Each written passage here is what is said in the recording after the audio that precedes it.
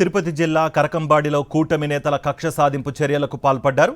TDP నేతల సూచనలతో వైఎస్ఆర్సీపీ సానుభూతి పరుల రిసార్ట్పై రెవెన్యూ అధికారులు ప్రతాపం చూపించారు.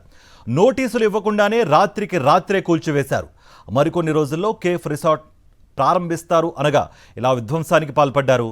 పంచాయతీ అనుమతులు, కరెంట్ కనెక్షన్ ఉన్నప్పటికీ టీడీపీ నేతల ఆదేశాలతోనే రెవెన్యూ అధికారులు కూల్చివేశారని వాపోతున్నారు బాధితులు.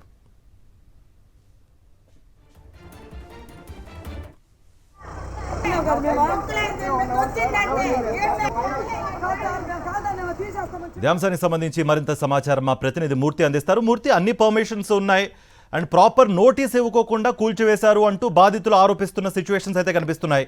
బాధితులు ఇంకేం చెప్తున్నారు? మీ దగ్గర ఎటువంటి సమాచారం ఉంది? కార్తీక్, తిరుపతి జిల్లా శ్రీకాళహస్తి నియోజకవర్గ పరిధిలో రేణుగుంట మండలం ఈ యొక్క కరకంబాడి ఆంజనేయపురం వద్ద యొక్క దారుణ ఘటన చోటు చేసుకుంది. అన్ని అనుమతులు తీసుకున్నప్పటికీ కేవలం వైఎస్ఆర్ కాంగ్రెస్ పార్టీకి సంబంధించినటువంటి సానుభూతి పరులైనటువంటి ఒకే ఒక కారణంతో ఈ యొక్క కేఫ్ రిసార్ట్ ను ప్రారంభోత్సవానికి ముందే ఈ యొక్క రెవెన్యూ అధికారులపైన ఒత్తిడి తీసుకువచ్చి బలవంతంగా కూల్చివేతలకు పాల్పడ్డారు.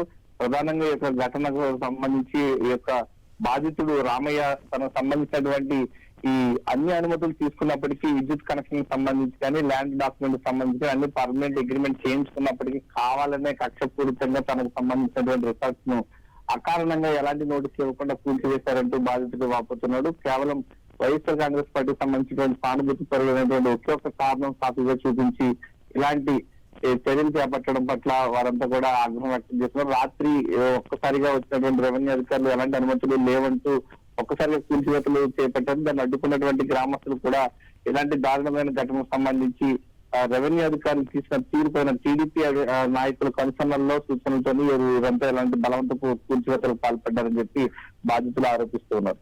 థ్యాంక్ యూ మూర్తి. కాదండి